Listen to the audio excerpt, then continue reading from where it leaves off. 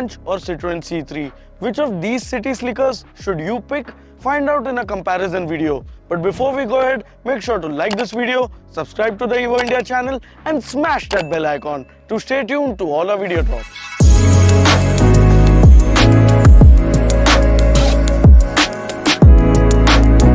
These micro SUVs, so to speak, are very popular among city slickers because they provide funky styling on a compact footprint and the desirability of an SUV at a very attractive pricing point. It's time to find out how the two stack up against each other in the battle of the micro SUVs.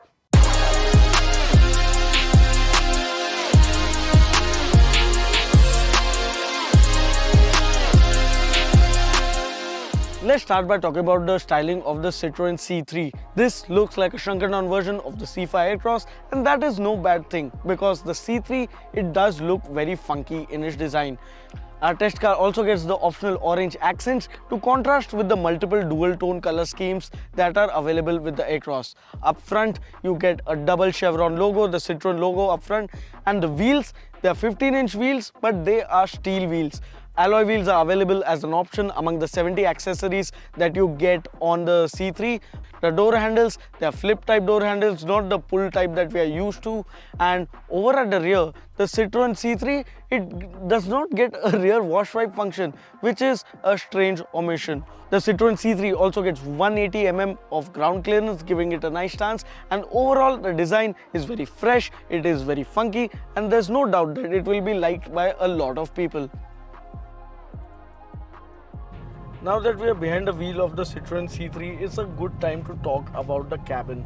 The driving position is very nice. You get height adjust for the driver's seat, so you can set it as high or low as you'd like. The seats themselves are very comfortable, and the steering also adjusts for rake, though reach would also have been a welcome addition. In terms of the cabin layout, you get these nice orange accents to liven up the cabin. These are optional accessories, but they do liven up the cabin a fair bit. You get these funky looking air vents, and the aircon itself is a very strong unit. You also get a 10-inch touchscreen infotainment system with Apple CarPlay, Android Auto, and 4 speakers, though honestly they don't really sound that good. You get fabric seats on the Citroen C3, and they actually work better in our conditions with Indian heat. Coming to the rear seat, the Citroen C3, it offers adequate amounts of headroom as well as knee room. However, the seat back angle is a bit too upright and the under thigh support isn't the best. Only thing I'm probably missing is an armrest that would have made driving the C3 even more effortless, but this is a really nice car to spend your time commuting in around the city, trapped in a traffic jam. That's about the end of the good news, because the Citroen C3 is not as generously spec'd as the Punch, for instance. You don't even get a auto dimming rear view mirror. Hell, you don't even get a day-night rear view mirror in the C3. The adjustment for the ORVMs is manual, and because the C3 is a fair bit wide, you really have to stretch over to the passenger side to adjust that mirror.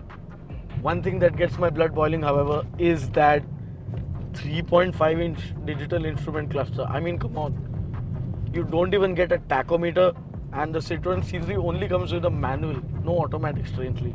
So you really have to shift by ear,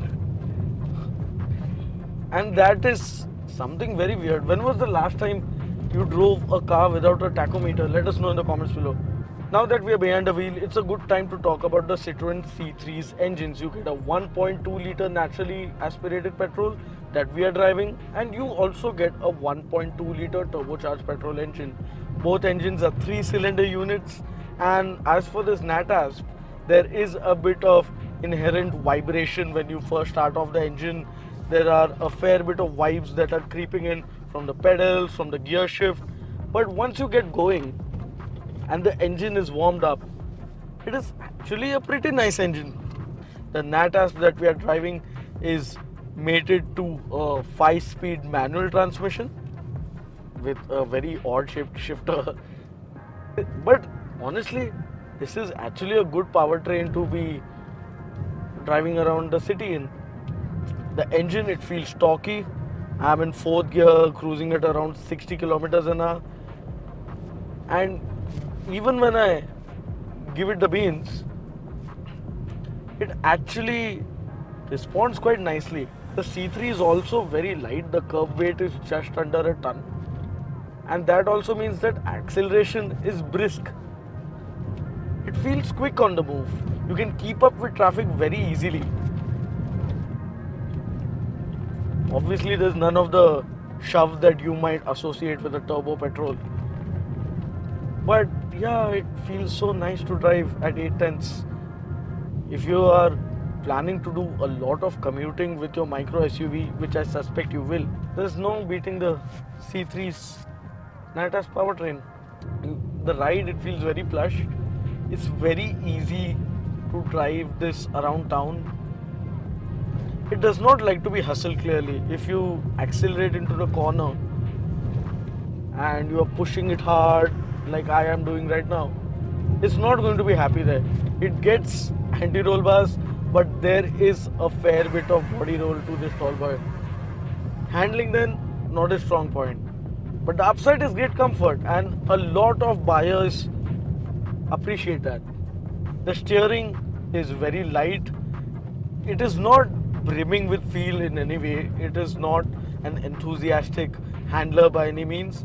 But the ease of driving of the Citroen will definitely appeal to a lot of buyers.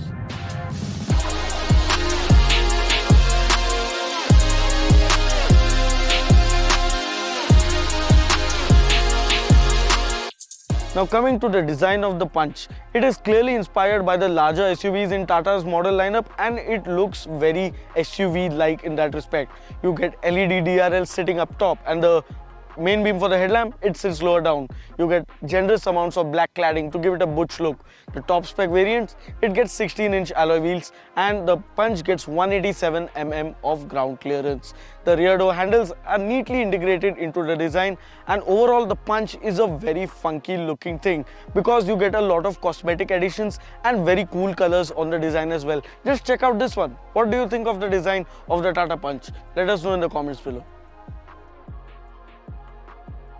Step inside the Tata Punch and you're greeted by a much nicer cabin than the C3's. It is a lot more conventional in terms of its design, but the materials used and the quality, the fit and finish is much nicer on the Tata. You get a nice infotainment screen mated to a Harman sound system, and that is a very good feature to have. It also gets 4 speakers and 2 tweeters, which means audiophiles will be very happy to crank up their tunes. In terms of safety, the Tata Punch is also way ahead of the Citroen C3, and it scores 5 stars on the G and CAP crash test rating. In terms of the seating position, you feel like you're seated in a car rather than on top of an SUV, and the seats of the Punch, they are a lot more comfortable than the C3's as well. Coming to the rear seat, knee room does take a bit of a hit.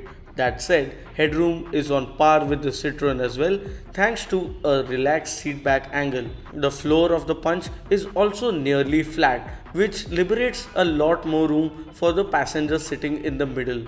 In terms of the engine, you get a 1.2 litre naturally aspirated petrol engine. That is the only engine that is offered with the Tata Punch, but you can have it with a choice of 2 transmissions, either this 5-speed manual that you see here or a 5-speed AMT, something which the Citroen does not get.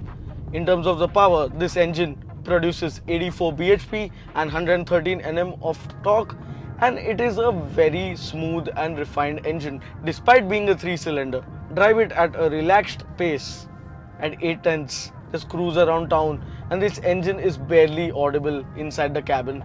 If you are an enthusiast, you will be delighted to know that the Punch, it is also a nicer handling SUV as compared to the Citroen C3. It does not roll as much, it feels a lot more planted, a lot more confident in terms of its manners, and if you like driving, look no further. This is the pick of the two. The wheel is nicer to hold as well. The instruments, you get a part analog and part digital cluster, and this still is a lot better than the Citroen C3's digital instrument cluster. This has been done very nicely. The ride quality of the Punch is also a lot more sophisticated as compared to the Citroens. It rides with a bit more composure. It does not feel like it's being bounced around, or it does not feel as flighty when you chuck it around a set of bends. It feels like a lot more expensive car, and that is a good thing in this segment.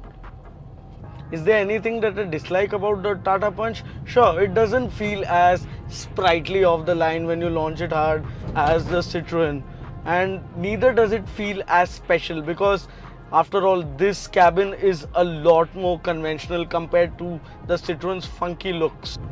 It is also a lot more desirable and gets a lot more features. Not to mention that the Punch, you can have it in multiple avatars thanks to Tata's variety of cosmetic additions that make each Punch stand out on its own.